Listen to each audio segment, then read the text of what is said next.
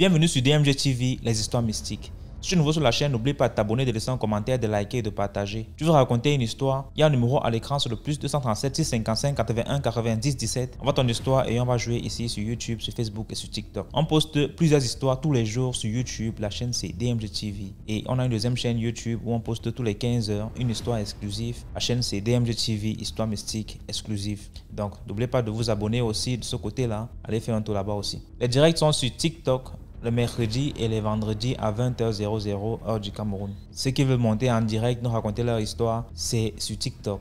Et ceux qui veulent envoyer leur histoire, ceux qui n'ont pas le courage, trop de courage ou bien n'ont pas un compte TikTok, envoyez vos histoires sur WhatsApp au numéro plus 237 655 81 90 17 et on va jouer ici sur Facebook et sur YouTube et sur TikTok. S'il vous plaît, avant d'écouter la première histoire, laissez un like, commentez, partagez, c'est très important. Première histoire. Bonjour DM, bonjour la team, bonjour à tout le monde. Que la grâce de Dieu soit avec vous, qu'elle soit avec moi aussi. Ok, ça c'est juste une petite histoire. Vous vous rappelez, je ne sais pas en quelle année, je ne suis pas une personne qui retient les dates, les heures, les années, les jours.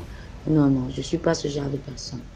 Donc, il y a une année là où quand on saluait les gens, soit le sexe disparaissait, soit les seins disparaissaient au Cameroun.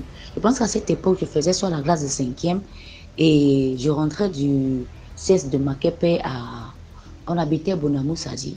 Je rentrais du CES de Makepe et j'ai pris toute la colline pour venir passer vers Nanfak. Nanfak vers le carrefour, vers Parcours Vita. Donc, quand je suis sur la montée de Nanfak, je regarde, c'était un mercredi, il était peut-être déjà 13h, 14h. L'école était vite finie, j'étais en train de rentrer. J'étais au CES de Makepa à l'époque. Je vois une voiture garée de l'autre côté. Je n'ai jamais vu un monsieur beau comme ça. C'était une Mercedes noire, vitre fumée. Nyang nyang. Il faisait peut-être 5e. Et à l'époque, parce que Dieu m'a doté j'ai vraiment une forte poitrine. Donc je vois le monsieur brun. Il traverse la route. Il vient, beau gars, grand de taille. Il me tend la main. Quand je prends ma main, je tends la main pour saluer le monsieur, ma main s'arrête en route. Et puis je soulève ma tête, je regarde les mains. Il était tellement grand de taille. Je regarde la main du monsieur. La main du monsieur était toute blanche comme s'il avait mis la craie sur ses mains. Donc, c'est comme ça que je prends mes yeux, je regarde le géant qui est à côté de moi. Et quand mes yeux se fixent à ses yeux, c'est comme s'il avait vu quelque chose dans mes yeux. Il a démarré une course qui n'a pas le nom. Il allait entrer dans sa voiture, démarrer, il est parti. Je suis restée là, je regarde la voiture, partie et tout. Je suis allée raconter ça à ma maman. Elle me dit, ah, peut-être les gens qui font les seins disparaître là. J'ai dit, ah, maman, si je savais donner, parce que je n'aimais pas la poitrine à l'époque, Donc, je disais que si je savais, je saluais le monsieur et il allait partir avec ma poitrine. Elle dit, mais tu sais ce qu'il allait faire avec. Je veux dire aux gens que même si c'est que vous n'êtes pas chrétienne et que vous êtes appelé à servir Dieu, bien vous avez une maman qui prie pour vous. Je vous assure, la main du Seigneur est toujours là pour nous protéger, pour nous. Le monsieur, là, la façon dont il a détalé, donc, je suis restée, j'ai vu comme si c'est où j'avais le feu sur moi, bien j'avais quoi sur moi. Il est entré dans sa jolie voiture noire, démarrer, vous partir. Merci beaucoup pour l'histoire. Maintenant, on va écouter la deuxième histoire. Salut DMG, salut la famille. Ce matin, j'ai encore une autre histoire. L'histoire là, c'est mon père qui m'a raconté. C'est-à-dire, amener les enfants à souvent dire la vérité. Quelle que soit la gravité de l'acte posé, il faut toujours dire la vérité. Parce qu'on ne sait pas qui est qui. Et comme ça, c'est l'histoire des deux jumelles.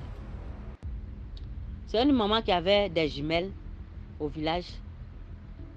Et les jumelles, un jour, en revenant du champ, elles se sont arrêtées dans le champ d'un villageois, c'est-à-dire un voisin,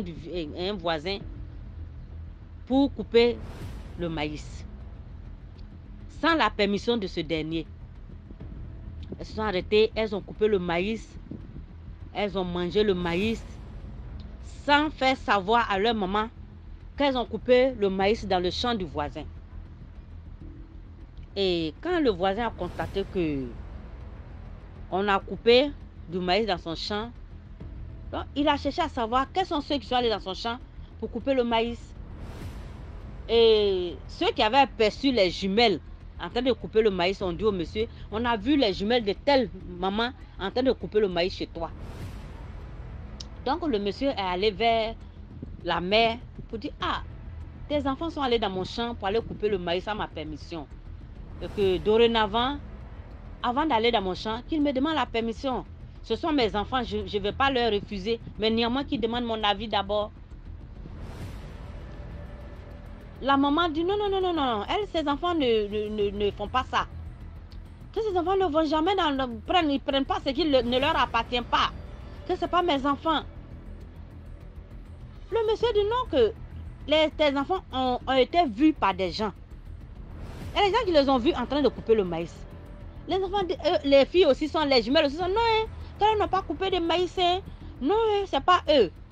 La maman dit effectivement, ce n'est pas mes enfants. Comment vous pouvez accuser mes enfants? C'est une fausse accusation. Mes enfants ne sont pas des voleuses. Non, non, non, non, non. Elle a commencé à tempêter. Tempêter. Ça, le monsieur a dit non. Que si je suis venu vers toi, c'est parce que tes enfants sont mes enfants. Et s'ils ont besoin de quelque chose dans mon champ, ils n'ont qu'à me demander la permission. Je ne vais pas refuser. Mais néanmoins, je veux qu'on me demande d'abord. La maman dit non, que ce n'est pas ces enfants qui sont allés couper le maïs. Maintenant, la maman, au lieu de prendre ses filles de côté pour les raisonner, les faire comprendre que ce n'est pas bon de prendre ce qui n'est pas à nous. Si effectivement c'est vous qui avez pris, vraiment dites la vérité. Elle n'a pas fait ça. Elle a commencé à tempêter, parler mal au monsieur, renvoyer le monsieur, quitte chez moi. Tu vas venir accuser mes enfants comme ça. Allez, dégage de ma maison. Dégage de ma maison. Quitte chez moi. C'est cela. Le monsieur dit en bon, c'est ce que tu me dis. Elle dit oui, mes enfants sont innocentes. Hein? Mes enfants sont innocentes. Et comme ça, le monsieur dit d'accord, puisque tu dis que ce n'est pas tes enfants, et les enfants aussi disent que ce n'est pas eux, c'est que moi je vais invoquer l'esprit du tonnerre, je vais invoquer la foudre. Elle dit, va invoquer ce que tu veux. Si tu veux, mais va invoquer la mer. Si tu veux, tu invoques la lune. Si tu veux, tu invoques même la forêt. Va invoquer ce que tu veux. Ce que je sais, mes enfants ne sont pas des voleuses. Le monsieur dit, bon, comme moi je vais aller invoquer la foudre. Elle dit, va invoquer. Parce que je sais que mes enfants sont innocentes. Mes enfants ne volent pas. Donc tu peux invoquer ce que tu veux. Le monsieur dit, d'accord, ok. Et il est rentré chez lui. Quand il est rentré chez lui, il a fait ce qu'il a dit. Il a invoqué la foudre. Et un jour comme ça, en plein 16 heures, le ciel est devenu sombre d'un coup. Il y a eu un grand bruit de tonnerre. Un très grand bruit de tonnerre. La foudre est tombée sur la maison. La foudre est tombée sur la maison et ça a tué ses deux filles. Ça a tué ses deux filles. Et les deux filles là sont mortes sur le champ. Vous voyez la famille? C'est vrai, nous aimons nos enfants. Hein? Nous aimons nos enfants. Mais il ne faut pas aimer les enfants à l'aveuglette de cette manière-là. Vraiment, si c'est une mère qui était sage et intelligente, elle allait d'abord finir par calmer d'abord le monsieur qui est venu se plaindre, c'est-à-dire le plaignant. Elle pouvait le calmer pour dire, ah, vraiment ce que tu es venu dire là, vraiment je te demande d'abord de te calmer et je vais demander à mes enfants calmement. Elle a renvoyé le monsieur, elle a rabaissé, vraiment elle a ridiculisé le gars. Et voilà le résultat. Elle était là, elle pleurait maintenant. Elle pleurait. Vous voyez? Donc on aime nos enfants, hein? On veut les protéger, hein? Mais sachons les protéger. Sachons protéger nos enfants. Il ne faut pas protéger les enfants dans l'aveuglette. Quand quelqu'un vient se plaindre à toi pour dire voilà ce que ton enfant a fait, prends le temps de faire comprendre à l'enfant que l'acte qu'il a posé n'est pas bon, qu'il dise la vérité, quel que soit ce qu'il a fait, que toi, la mère, tu le soutiens, mais seulement tu veux le soutenir dans la vérité. Voilà. C'est comme ça, cette mère inconsciente-là a perdu ses 2 belles filles, des jumelles. Ok, c'était là mon histoire et à très bientôt pour 2 histoires. Merci. Merci beaucoup pour l'histoire. Maintenant, on va écouter la 3e histoire.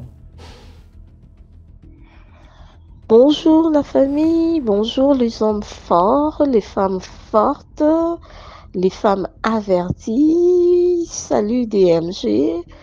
Et n'oubliez pas de commenter, de partager et d'aimer parce que ce que nous faisons, c'est pour sensibiliser.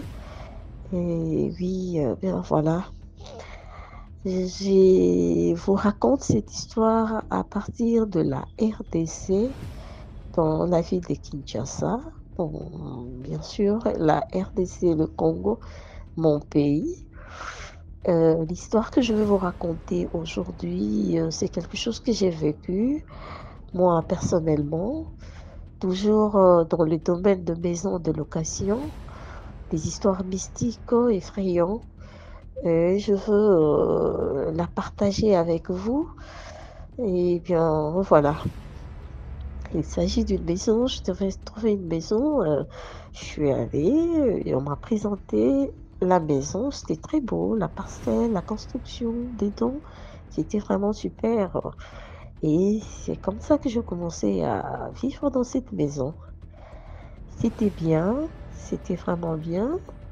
Mais la première des choses que j'ai remarqué, que j'ai vécu dans cette maison, qui m'a semblé vraiment bizarre, c'était le fait que, parce que je n'avais même pas totalisé une semaine, quelques jours après, parce que je louais seule, je reste toute seule, vu les histoires vécues dans la vie, bon, j'avais pris la décision de vivre seule. Et c'est comme ça, un grand matin, je me réveille, je m'apprête pour aller au travail. J'avais un sac accroché au mur où je gardais toutes mes lingeries.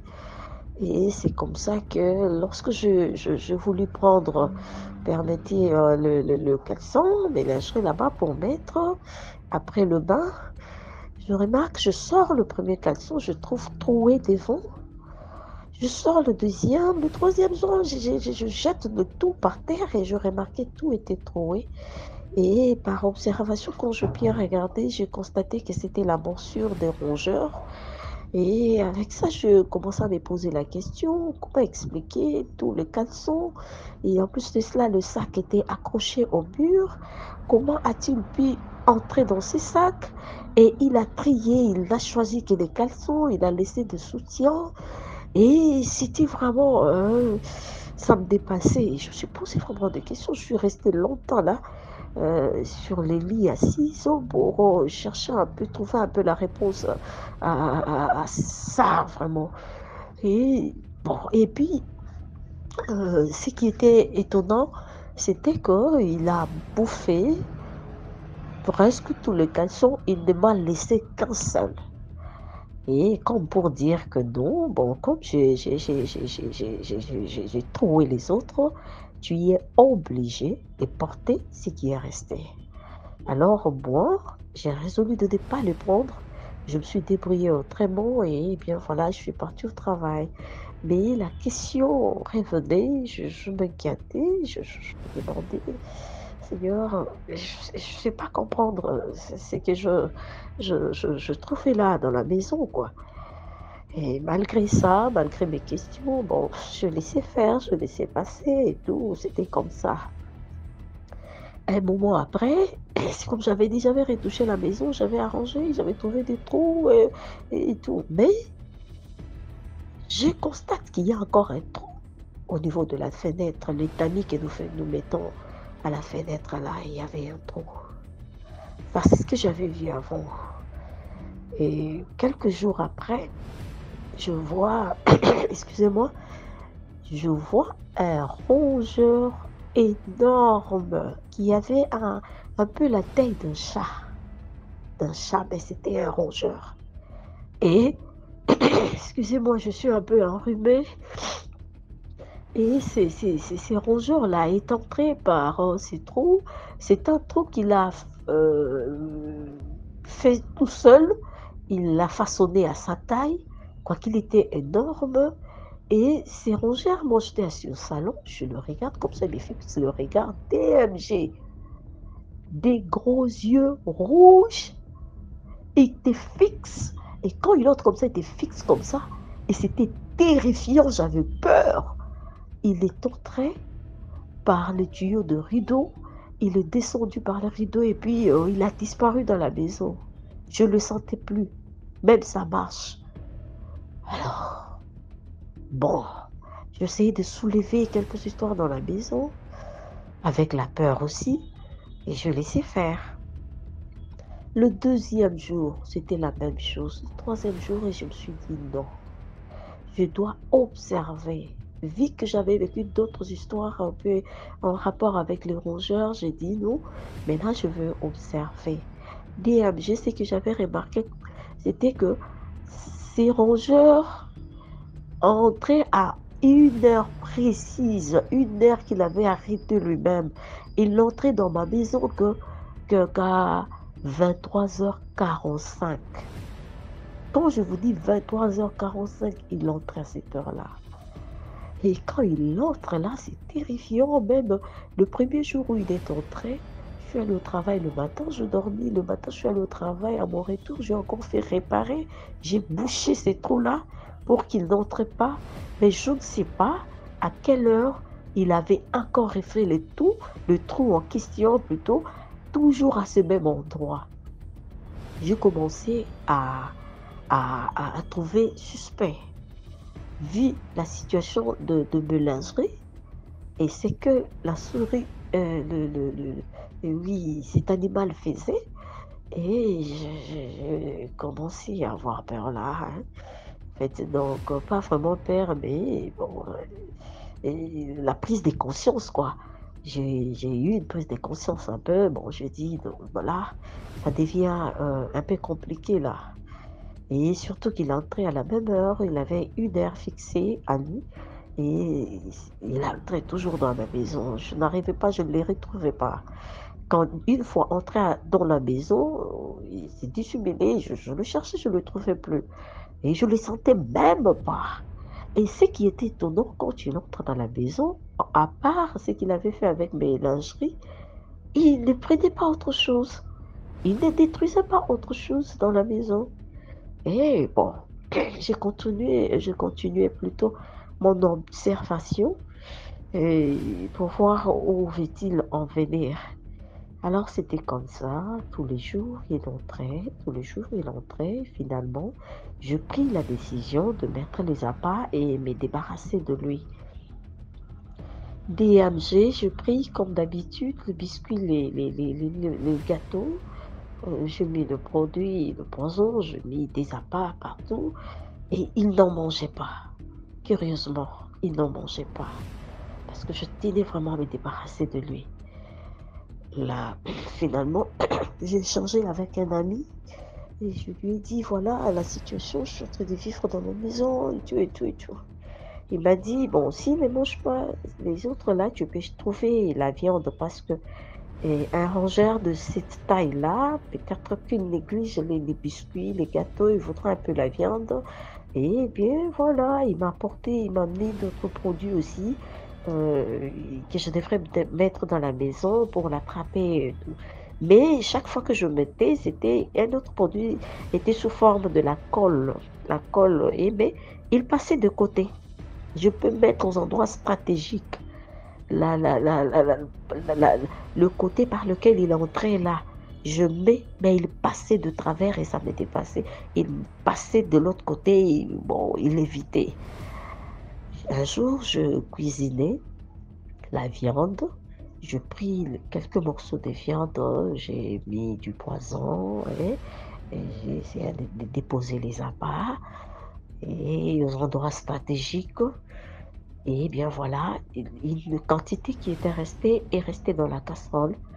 J'ai couvert ma casserole Je suis sortie le matin comme d'habitude, je suis allée au travail. À mon retour DMG, j'ai vécu quelque chose. Non, pardon, c'est grave. Eh bien, je reviens à la maison. Je n'ai pas ouvert ma casserole. J'ai juste allumé une plaque. Je l'ai posée, je faisais un peu de foufou pour manger avec la viande. Je fais mon foufou, je mets des côtés, je prends la casserole qui avait de la viande, je commence à chauffer la nourriture qui est dedans sans avoir ouvert. Et quand j'ai fini, en fait, quand j'ai senti que la, la casserole était chauffée, quand j'ai ouvert ma casserole, mon frère, je n'ai rien trouvé. Tout n'y était plus. Il n'y avait que la sauce. Et monsieur, je commençais à trembler. J'ai trouvé ma casserole bien couverte telle que je l'avais laissée. Cependant, il n'y avait plus de viande dedans. J'ai accouru vite pour aller voir les appâts que j'avais mis. Je les ai trouvés intacts. Toutes les viandes que j'avais mis, les morceaux de viande intacts. J'ai dit, Seigneur, qu'est-ce que je suis en train de vivre?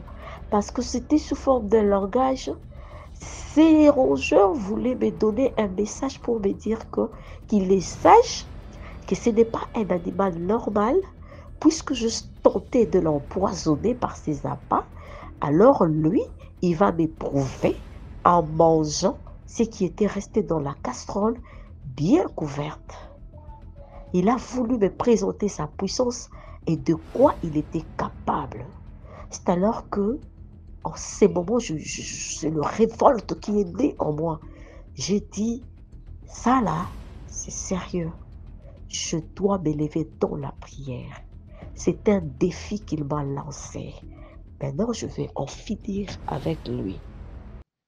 DMG, j'ai fait encore le service du sel et d'huile. Je priais, je déclarais, je jetais un peu partout dans la maison. Je suis sortie parce que je l'avais fait une autre fois dans une autre maison. Je suis sortie, je suis allée en retraite. J'avais dit à Dieu que Seigneur, celui que je vois, c'est un animal qui entre dans ma maison. Si le rongeur s'appelle rongeur, c'est parce que c'est moi l'homme qui lui ai donné ce nom. D'où, si c'est un humain qui s'incarne dans ces rongeurs pour me pourrir la vie, Seigneur, je suis déjà supérieur à lui parce qu'il s'est transformé en animal. Sur ce, je demande à ce que quand je sors comme ça, je vais en prière. Je veux le trouver mort pour me rassurer que j'ai eu la victoire sur lui parce que c'est un défi qu'il m'a lancé. Et ce défi, il ne l'a pas lancé à moi, mais à celui qui est en moi. Celui qui est en moi, c'est toi le Tout-Puissant. C'est ce que j'avais dit, DMG. Je suis sortie, je fermais ma maison, je suis allée en retraite d'une semaine parce que je rappelle que je suis chantre et présidente d'un groupe de musique et il y avait des retraites que j'organisais avec mes musiciens et on partait quelque part là, il y avait les retraites, on priait, on répétait et c'était vraiment ma vie de tous les jours comme ça. Bon. Puisque j'étais seule à la maison, et non seulement, même si c'était vraiment un peu spécial, le service que je faisais avec le sel et l'huile, c'était vraiment particulier. Mais il y avait d'autres fois où je sortais, je prie, je recommande ma maison entre les mains de Dieu, je pars. Mais puisque ces cas étaient spéciaux, je devrais les faire et je l'avais fait. Je suis sortie, je suis partie en retraite. À mon retour, je viens, il faisait déjà sombre. J'ouvre ma porte, j'étends ma main vers l'interrupteur pour allumer les ampoules. Ça s'est passé simultanément. Je fais un pas à l'entrée de ma porte avec la main allongée vers l'interrupteur. Directement, je sentis que j'avais écrasé quelque chose là un peu bizarre. Et le contact de deux puissances, j'ai commencé à parler en langue, j'ai commencé à crier. Donc c'était vraiment, je ne sais pas moi comment expliquer ça, deux esprits qui s'étaient rencontrés. Et c'est comme ça que je allumais la lampe, je regardais juste à l'entrée de ma porte, à l'intérieur de la maison, c'était ces gros, cet énorme rongeur mort juste à la porte. J'ai commencé à adorer le Seigneur, j'ai commencé à prier, je suis entrée dans la maison, je bénis l'Éternel presque une heure du temps parce que j'étais emportée vraiment. Et c'est comme ça que je suis rentrée, je pris cet animal mort, je l'ai sorti de la maison, j'ai mis de côté, à côté de la poubelle, le corbeil de la poubelle, à l'idée que le matin, je veux me débarrasser de lui pour bon, voilà, éviter qu'il pourrisse là et l'odeur. Alors je suis entrée, j'ai dormi paisiblement et depuis ces jours-là, j'avais fait presque, non, c'était plus de 2 mois, je ne le voyais plus. Jusqu'à ce qu'un jour, je remarque encore le trou parce que j'avais fait arranger. J'ai remarqué encore le trou. Je me suis dit que voilà, cet animal a repris. Mais comment expliquer? Parce que celui-là était mort. Non, non, j'ai oublié une partie. Le jour, quand je l'ai mis dehors, je l'ai trouvé mort. Je l'ai mis à côté. Je suis entrée dans la maison, je dormis. Bon, il faisait 3 heures du matin où je sentis qu'on me réveillait et on me guidait vers la fenêtre de mon salon. Je me suis réveillée comme ça, je me dirigeais vers la fenêtre, je sentis quelque chose me dire ouvre la fenêtre. J'ai ouvert, je regardais dehors, il faisait encore sombre. C'est alors que je vois le mari de ma voisine, donc mes voisins de la parcelle qui étaient aussi locataires comme moi, qui est allé. Ça, c'était pas dans les songes, c'était pas dans la vision, c'était la réalité. Je vivais ça comme ça. Lorsque je jetais un coup d'œil là où j'avais mis l'animal, j'ai vu ces papas-là prendre ses rongeurs, donc affectueusement, il est là porté affectueusement, et c'est comme s'il y regrettait, il est en train de partir avec lui, il retourne avec lui chez lui là-bas, chez ses papas. Alors je commence à me poser des questions, je lui dis, Seigneur, mais pourquoi il fait ça?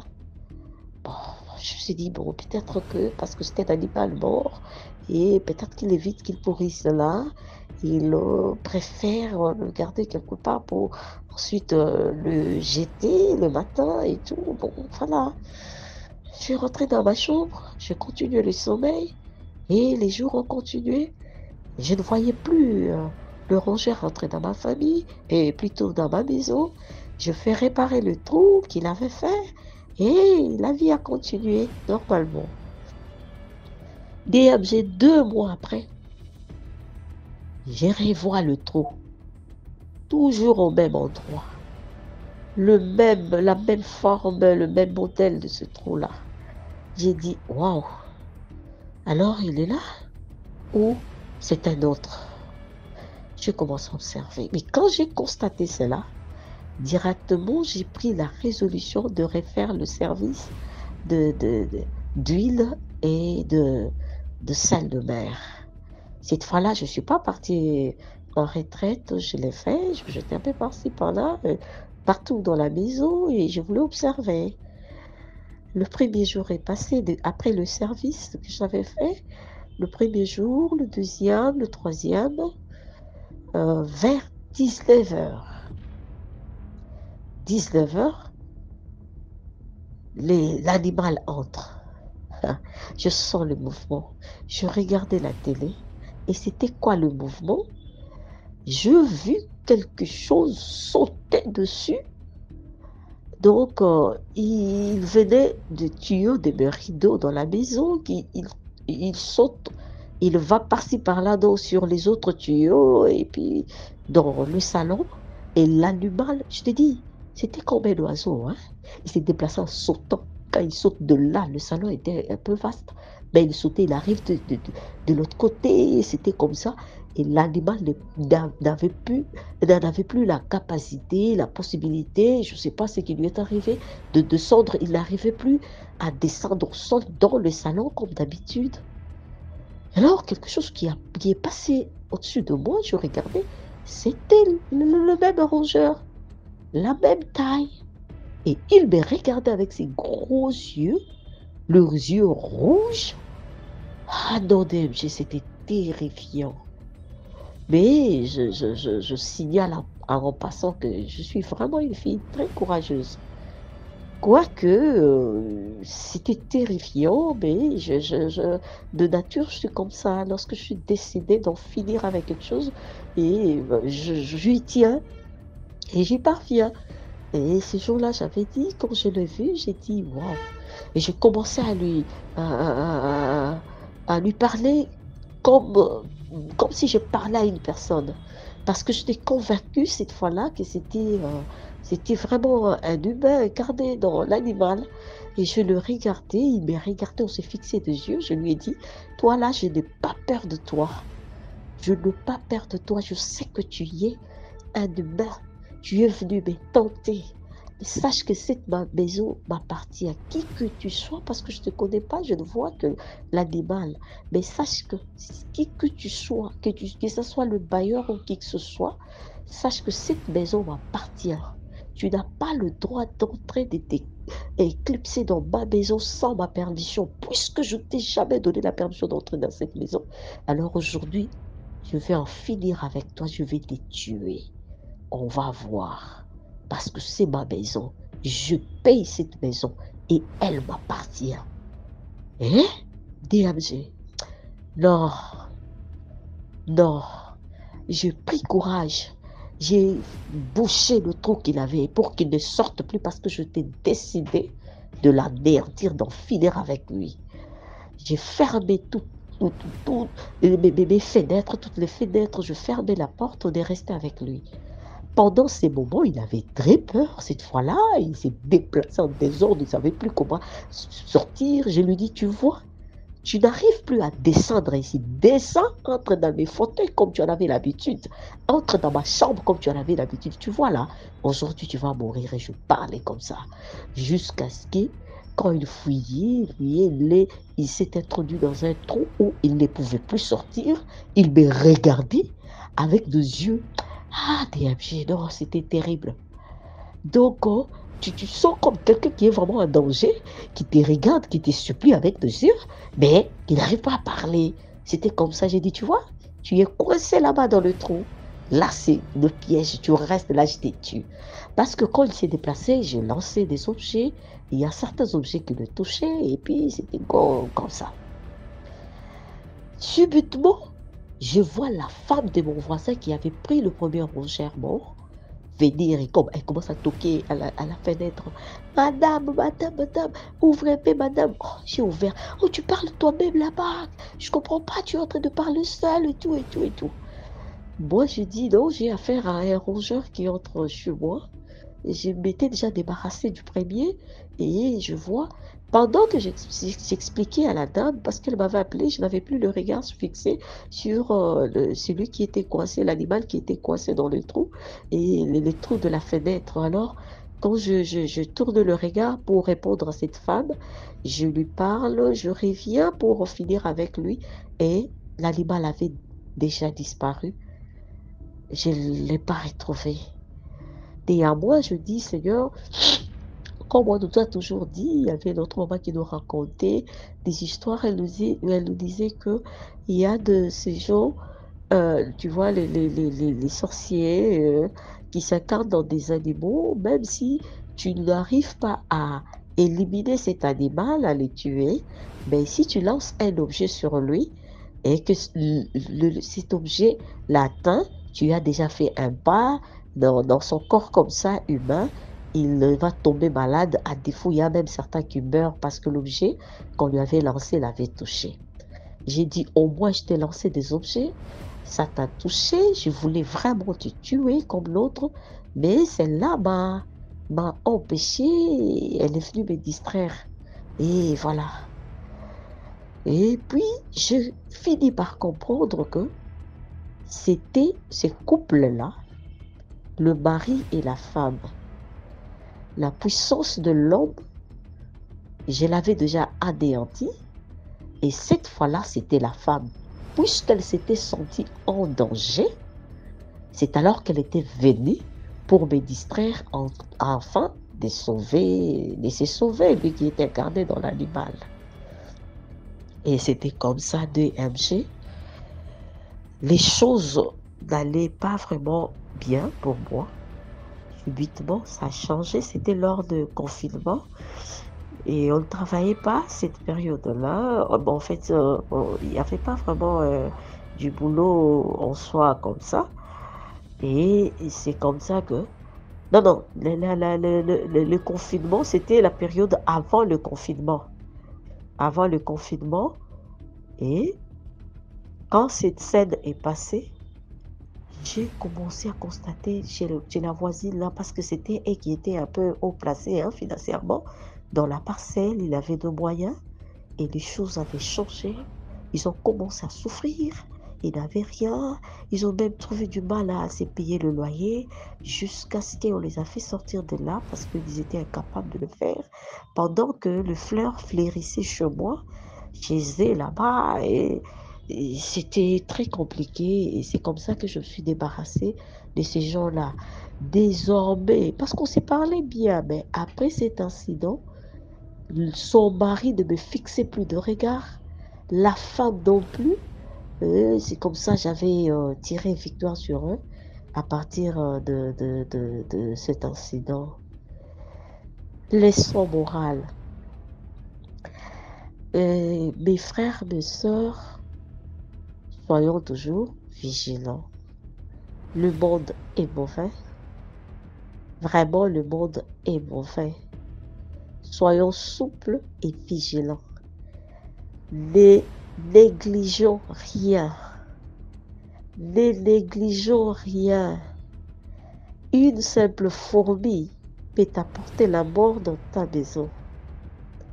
Un simple cafard peut détruire toute ta vie. Le problème, c'est que nous devons être aux aguets, être vigilants, ne pas négliger ni langage, ni action, ni quoi que ce soit.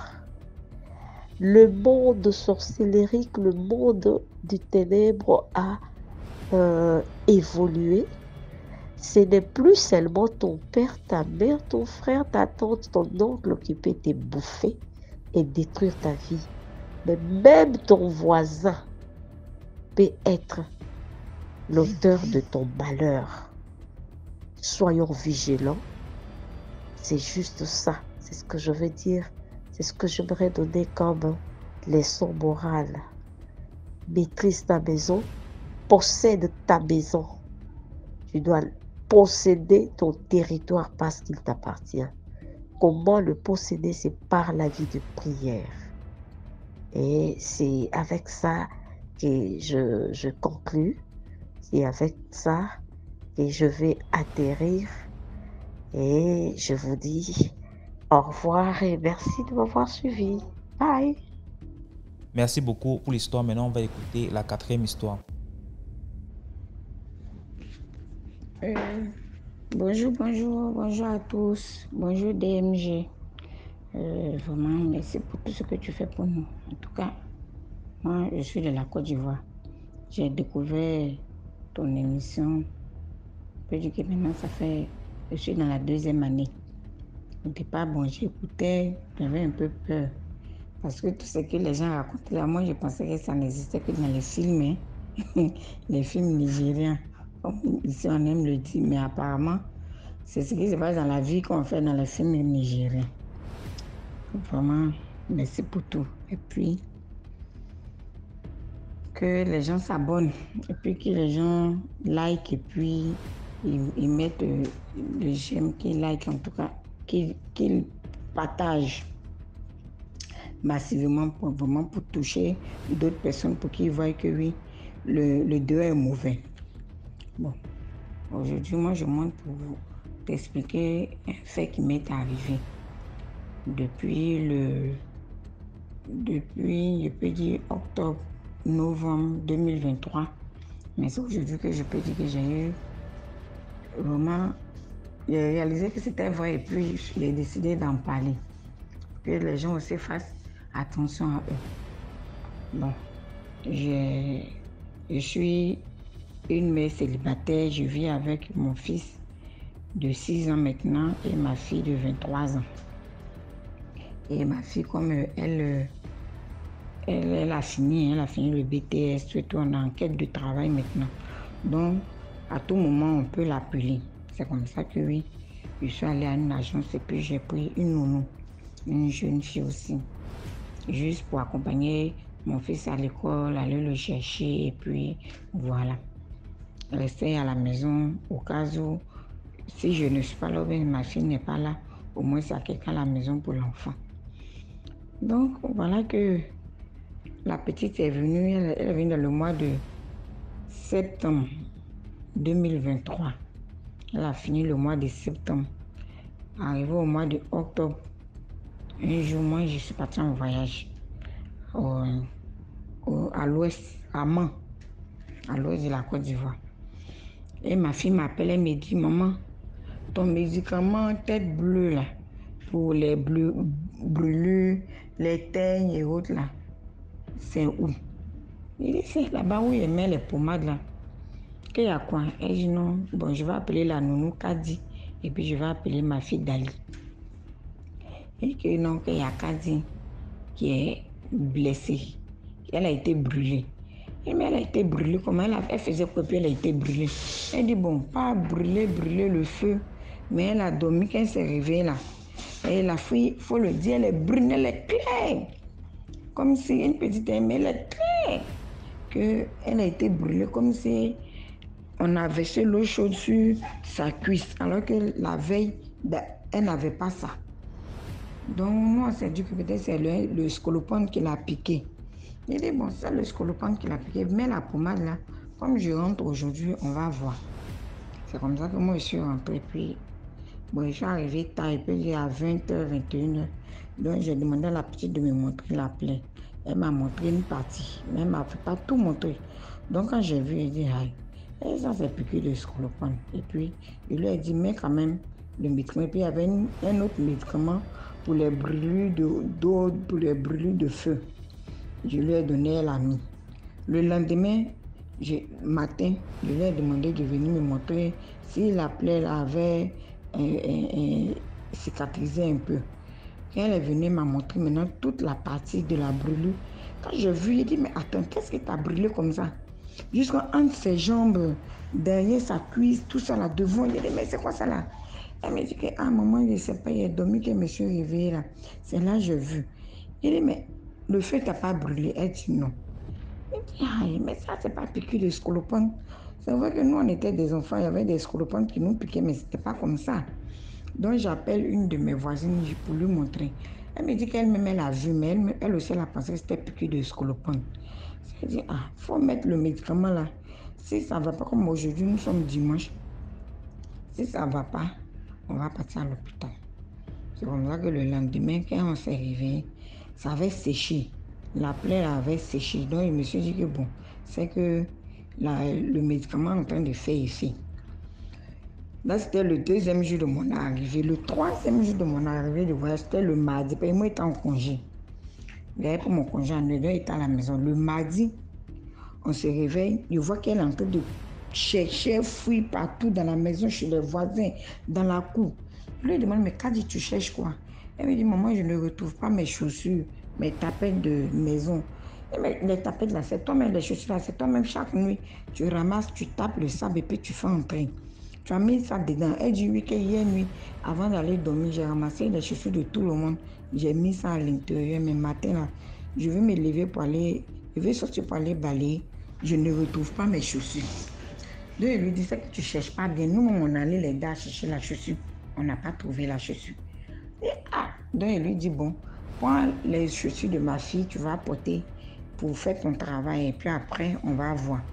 Après, on a cherché, on n'a pas trouvé. On a regardé dehors, hors de la barrière. On a cherché, on n'a pas trouvé. Je lui ai donné 500 francs. Excusez-moi. Je lui ai donné 500 francs pour aller acheter une autre chaussure. Et elle a acheté les vues. Là, c'était le mardi. Le mercredi, on se lève le matin. Moi, je me lève le matin pour aller faire pipi. Je vois qu'il y a une lame sur la chasse d'eau dans la douche. Qui a déposé la lame ici et puis mon fils, le plus petit, va venir prendre pour se blesser. Donc je l'appelle. Elle dit, viens, qui a mis la lame ici? Elle dit, elle ne sait pas. J'appelle ma fille. Je lui dis, qui a mis la lame ici? Elle le sait, elle ne sait pas. Qu'elle-même n'utilise pas la lame. Effectivement, moi je n'utilise pas la lame, on n'utilise pas la lame. Quand on fait notre, on peut utiliser les coupes ou les pieds des biches et autres. Parce que la lame, là, moi, je ne suis pas trop à droite. À chaque fois, je me blesse. Donc, moi, je n'utilise pas la lame.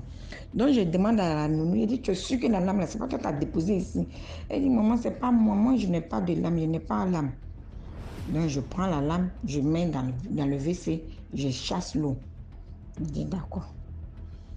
Le jeudi, là, c'était le mercredi. Le jeudi, le matin, quand on finit de se laver, les éponges, on les laisse dans la douche. Mais les serviettes, il y a une corde dans la chambre.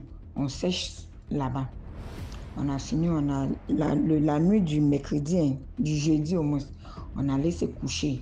Le matin, moi-même, j'ouvre la porte de la maison, j'ouvre le portail.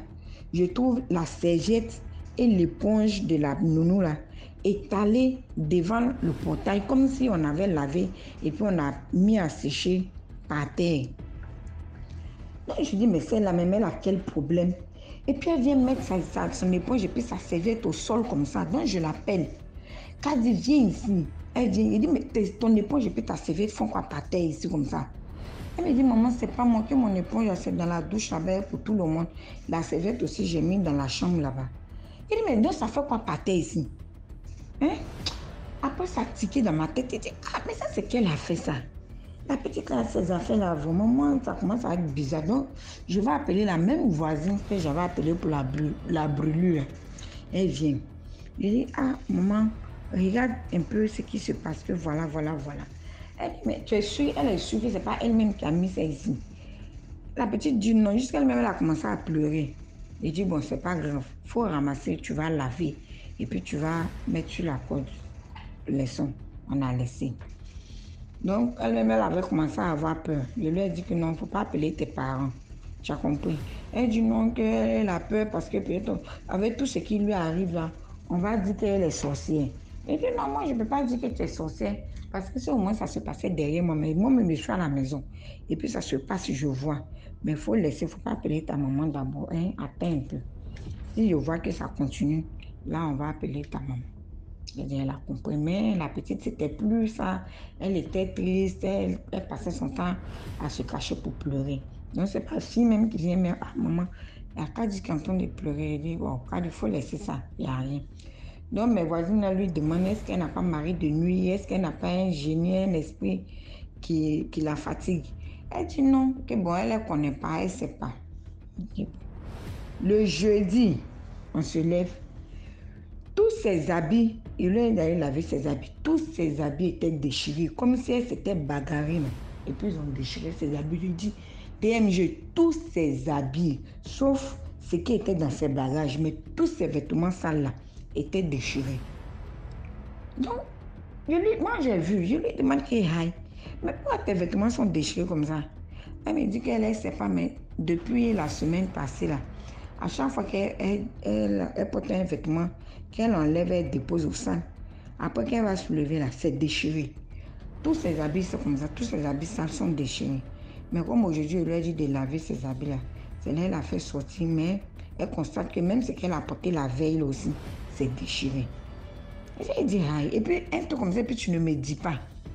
Attends, je vais lui dire, ces fous-là, Parce qu'elle attaque sa tête, ses foulards, ses pagnes, ses habits, les t-shirts, les shorts, tout est déchiré. DMG, quand il dit déchiré, c'est déchiré même qu'on ne peut pas rattraper, mais pour dire on va coudre.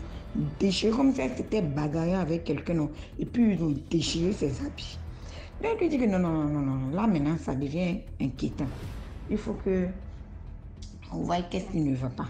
Donc moi j'appelle sa maman et puis on lui explique un peu tout ce qui est arrivé. Sa maman dit, ah, si c'est comme ça, la petite n'a qu'à venir, on va essayer de voir qu'est-ce qui ne va pas. Eux, ils sont à l'est de la Côte d'Ivoire, Bondoukou. Donc il dit, bon, d'accord, il n'y a pas de problème, mais pour le moment là, comme moi je reprends le travail le lundi, on va observer, nous sommes aujourd'hui jeudi, on va observer jusqu'à lundi si ça continue. Là, je peux confier mon bébé là à quelqu'un, puisque ma fille fait son stage. Et puis maintenant, elle va, et moi-même, je vais l'accompagner. La maman a dit, d'accord, il n'y a pas de problème. DMG, j'ai une de mes voisines à la maison qui devait faire sa dot dans un quartier du quartier. Là. Donc moi, j'ai enseigné la catéchèse. Et puis, je suis partie à Yopo pour la catéchèse. C'était la journée missionnaire des enfants. Donc, j'étais partie. J'ai demandé à ma fille, et puis à la nounou, et puis à mon bébé, là, de partir à la dot. Moi, j'allais venir les retrouver là, et puis on allait rentrer ensemble. C'est comme ça qu'ils sont partis. Moi, j'arrive à la dot, je vois tout le monde est bien habillé, bien chic. Mais la nounou, elle a attaché un morceau de pain, elle a porté un t-shirt de publicité. Devant moi-même, elle a sorti son habit de son sac. L'habit qu'elle va porter, là, ma fille a repassé. Tout c'est repassé nos habits. C'est là moi je suis partie le matin.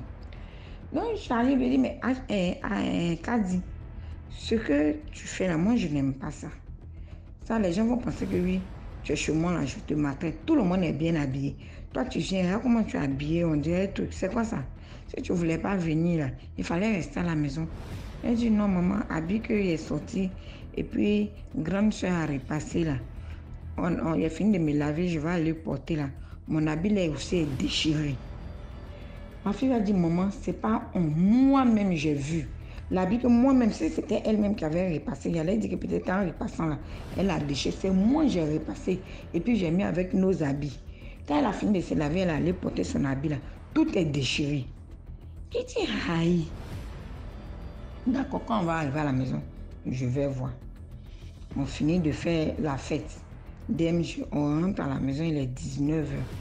Le portail est fermé. La chambre est fermée. La porte du salon même est fermée. Tout est fermé. Mais on arrive, quand j'ouvre le portail de la maison, je trouve, elle, ses habits qu'elle avait le matin sur elle, les vêtements avec lesquels elle a dormi. Et puis elle s'est réveillée le matin, elle s'est lavée, puis elle voulait se changer pour aller à la fête là. Les vêtements elle étaient dans la cour. Quand on a ouvert le portail net, les vêtements étaient dans la cour. Donc je l'appelle, il dit, Kadi, mais tes vêtements là font quoi ici? Elle dit non, que les habits là, qu'elle a enlevé, elle a mis ça au sale. Parce qu'elle n'allait plus porter, donc elle a mis ça dans le panier à linge sale. Il dit, mais voici tes habits qui sont en train de traîner ici, il faut prendre.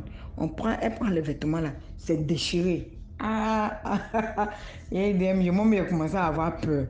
Il dit, mais attends, ça là aussi c'est déchiré. Donc ça veut dire que tu n'as même plus d'habits. Même les habits, même que grande soeur t'a donné, tout est déchiré, c'est fini.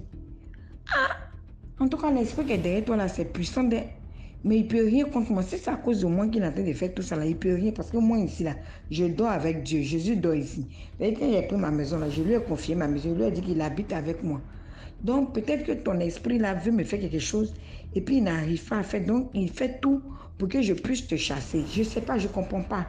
Voilà la petite qui pleure. Tout le monde est étonné. Il dit, nous tous on est venus. Tout le monde est étonné. On dit non. Il dit vraiment, moi, j'ai eu beaucoup de nounous, hein, mais ça là, je n'ai pas encore vu. J'ai appelé encore sa maman la nuit là. J'ai dit vraiment maman, la dernière fois quand je t'avais appelé là, j'ai dit non, faut pas qu'à patienter jusqu'à lundi. Mais là, je pense que je vais venir déposer ta fille. Parce qu'aujourd'hui même là, voici ce qui s'est passé. Moi, je ne comprends plus rien. Donc demain dimanche là, je vais l'envoyer. Je vais aller la déposer chez sa tante à Koumassi. La maman dit d'accord. Elle a demandé à parler à sa fille. Les dons posés dans leur patois jusqu'à quand c'est fini le lendemain matin. J'ai pris la petite et puis je suis allée la déposer chez dans sa famille d'accueil. Arrivé là-bas, j'ai expliqué à sa tante, tout, on a montré avec les preuves, tout. Sa tante dit que, ah, mais elle-même, elle n'a jamais vu ça aussi. Mais ils vont voir. Elle va aller la déposer au village et puis ils vont essayer de consulter pour voir. Une semaine après, ils m'ont appelé pour me dire que non, qu'ils sont allés consulter. On dit qu'il y a un génie derrière elle et que le génie a dit non, faut pas, elle va travailler. Donc c'est pour ne pas qu'elle travaille là, que le génie la faisait tout ça là pour qu'on la mette dehors. Elle dit, ah d'accord, comme c'est sur elle-même que le génie faisait, il n'y a pas de problème, elle peut rester. C'est comme ça, c'est mon histoire qu'elle a. Donc ça fait que oui, Dieu merci, quand elle est partie, tout ça, ça s'est arrêté. J'ai pris une autre nounou depuis le mois de octobre qu'elle est partie là. Jusqu'à aujourd'hui, la jeune fille est avec moi, tout va bien, tout est propre. Elle-même, celle qui est partie, elle est musulmane. Celle-même qui est venue ici là, elle est musulmane. Puis les deux sont du même village à Bondoukou là-bas, mais les deux ne se connaissent pas. Donc, c'est pour dire que vraiment, quand on prie, quand on dit on a qu'à confier notre maison à Dieu, on a qu'à confier nos enfants, notre vie à Dieu là, c'est pas en vain. En tout cas, moi j'ai vécu ça et je vis ça tous les jours. Avec Dieu là, on ne regrette jamais. Et puis, si tu veux, en tout cas, tu dors en paix, il te protège. Parce que ça là, j'imagine un peu, si j'étais pas en Dieu, si je n'avais pas ma confiance en Dieu là, je sais pas, qu'est-ce qui pouvait m'arriver? Peut-être même que c'est à nous-mêmes que oui, l'Esprit voulait atteindre, mais il y avait une barrière de protection de Dieu. C'est pour cela que oui, c'est la petite seulement qui subissait ça. Donc, c'est un peu mon histoire. Merci beaucoup et puis, merci pour tout ce que tu fais pour nous et puis, gros coucou à tout le monde. Merci beaucoup pour l'histoire. Maintenant, on va écouter la 5e histoire. Bonjour. DMG, bonjour la team, bonjour tout le monde. J'ai une histoire, même 2 histoires à raconter. Une histoire qui est, on peut intituler ça Christophe d'un voleur. Bon, c'est ma mère qui m'a raconté l'histoire, donc je vais un peu me perdre dans l'histoire, je ne connais pas trop quoi. Elle me dit que il y avait dans leur village un homme du Nord qui vivait là-bas. Donc, chez nous, on appelle le Jalantable. Donc, tu quittes de ton village pour aller vivre dans un autre village. Et là-bas, alors, il y avait un papa aussi qui vivait là-bas, qui volait. Lui volait tout. Ma mère dit que le père là volait tout. Tout ce qu'on peut utiliser, tout, il volait. Tout ce qu'on peut manger, il volait. Il n'avait pas d'exception. Même les habits, même les caleçons de femme, il volait juste pour le mal. Il se met donc à voler le type là. Il lui vole. Il part dans ses plantations, il vole. Le type vient au village, le type dit que non. Il commence à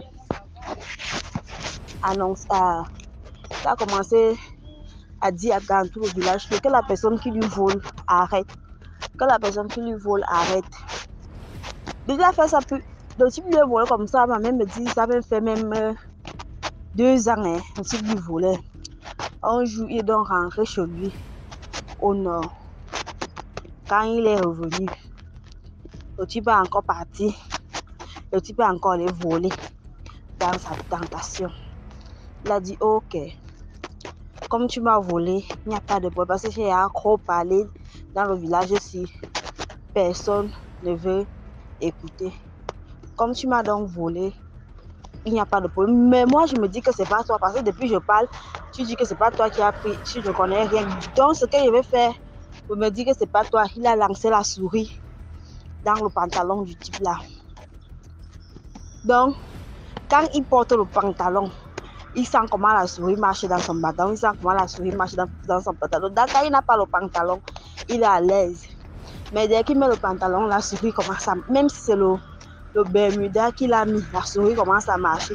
La souris commence à marcher. Tu peux dire que si c'est toi, il faut venir avouer. Tant qu'il est encore temps pour que je te sois, il faut seulement que tu sortes de ta bouche que oui, je m'excuse, c'est moi qui t'a volé tout ce temps pour que ça s'arrête. Sinon, je ne peux pas arrêter ça comme ça. Parce que tant que lui a attrapé son voleur, jusqu'à que le voleur avoue, il va quitter. Donc le machin là va quitter. Le type ne voulait pas avouer jusqu'à même le jour qu'il vient avouer. C'est le jour là même qu'il décède. Parce qu'il se faisait trop tard. Il se faisait trop tard. Le jour qu'il vient avouer, il décède. Il a fait, même si c'est le gras qui couvre sur lui, la souris commence à marcher. Donc, il restait là comme ça, là. Nu comme ça. Il restait nu comme ça. Donc, c'est pour dire aux gens que la chose de courir, pardon, ce n'est pas bien. Quelque chose qui ne t'appartient pas. Mieux tu demandes à quelqu'un s'il veut te donner, s'il ne veut pas, il laisse. Bien même quand quelqu'un demande qui dit au moins que oui, j'étais dans le besoin, j'ai pris. Là, vous pouvez vous entendre. Parce que lui, il a lancé son cri que non, ça peut lui chercher le voleur. Son cri qu'il attrapé le voleur. Tant que le voleur lui ne va pas avouer que oui, c'est moi, lui ne va pas quitter. Donc, c'est tout ça mon histoire. Merci beaucoup pour l'histoire. Maintenant, on va écouter la 6e histoire. Bonsoir DMG et bonsoir à tous. Bon, je suis de retour pour vous raconter une autre histoire. Bon, celle-ci s'est aussi passée quand j'étais encore au lycée, oui, je faisais la classe de terminale. J'ai rencontré une jeune fille, oui, une camarade. Elle était belle et tout, bon. Elle m'a intéressé, quoi. Et puis, bon, on s'est vu, on a commencé à se donner rendez-vous. Et puis un jour, donc, je l'invite donc chez moi, de venir à la maison avec ses cahiers et tout. Bon, pourquoi on révise un peu en retard? Vous savez, l'homme, le boy, moi, il y avait mes plans. Bon, la go est donc intéressée, elle vient à la maison. Elle vient tout étant sexy et tout. Elle arrive donc, on se met en cause, on passe un peu de temps. Et après donc, bon, j'ai envie de toucher. Elle me dit ne touche pas. Je veux mettre les mains au niveau des seins pour toucher au niveau des seins. L'esprit me dit que ne touche pas. L'affaire que tu engages là, ça va te dépasser. La go me regarde, elle me regarde. Dans son cœur, me disait seulement que mais tu attends même quoi pour passer aux vraies choses, quoi.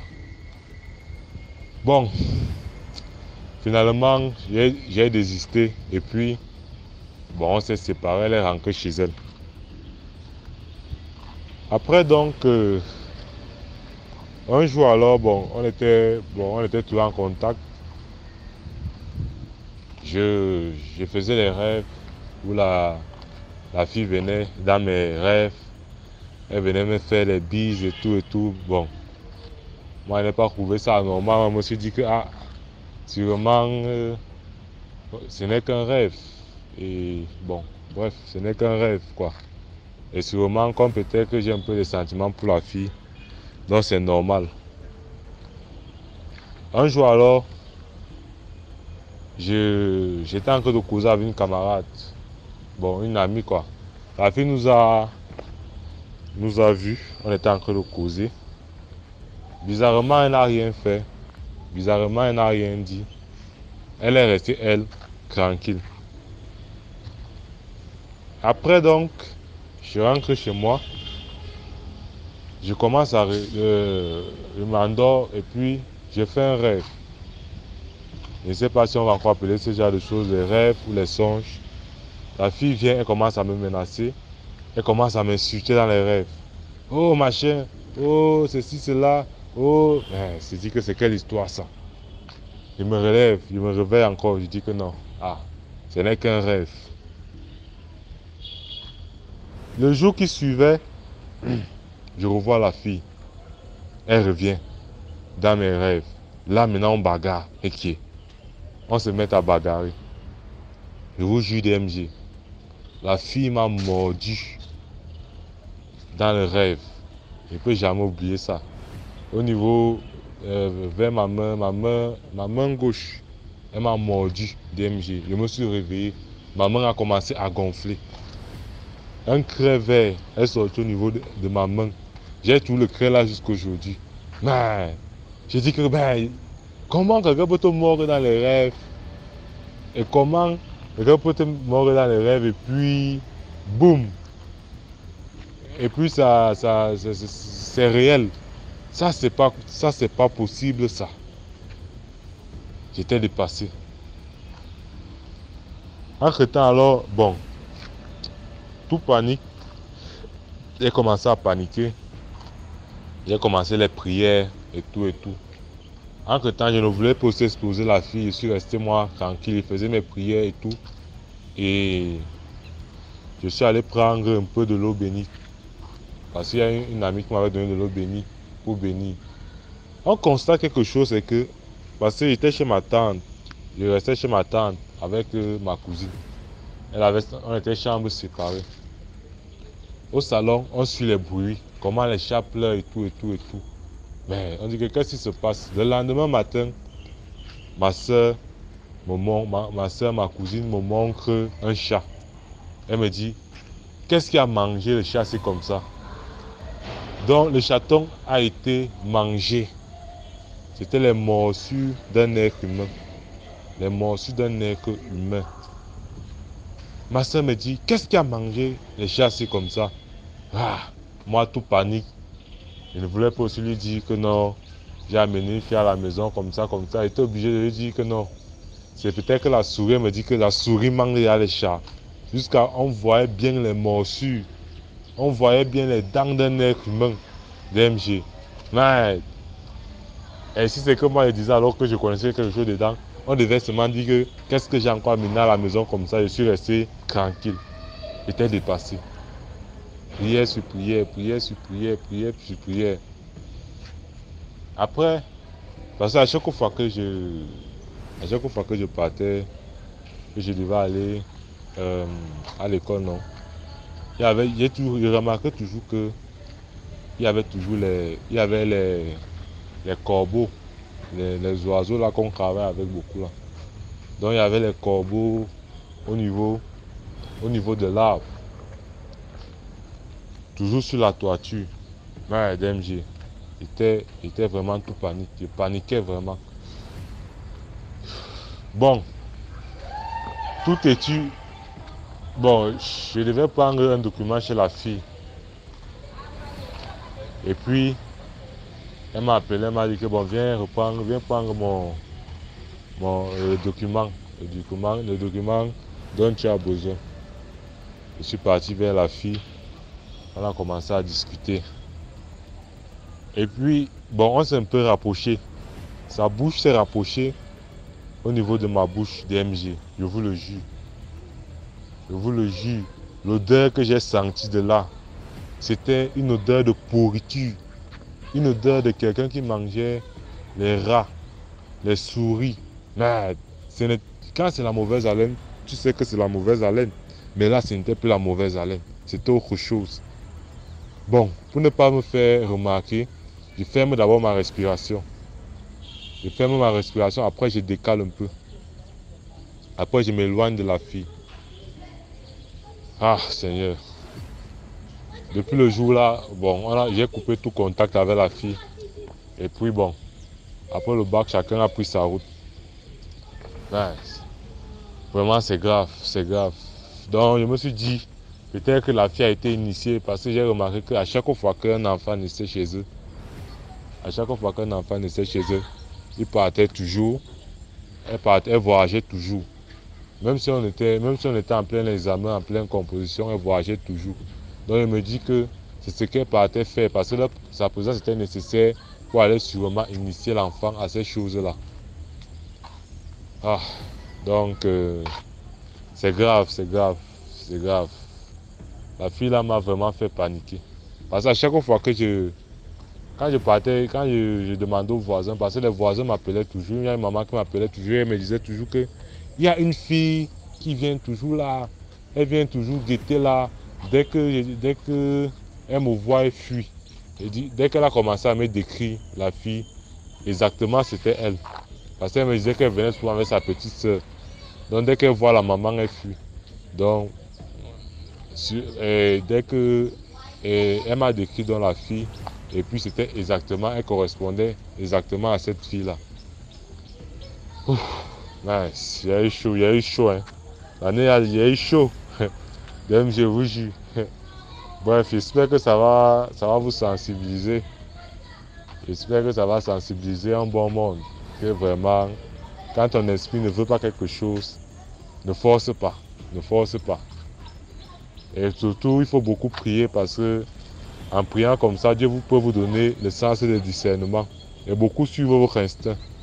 Parce que quand l'instinct dit ne touche pas, ne fais pas. Parce que si tu forces, imaginez un peu si j'aurais eu les rapports sexuels avec cette fille. Je serais où aujourd'hui? Donc, faisons attention. Vraiment, c'est grave. Grâce à Dieu, je suis toujours là. Et peut-être si Dieu me donne une longue vie et avec un peu de temps, je vous raconterai encore d'autres histoires.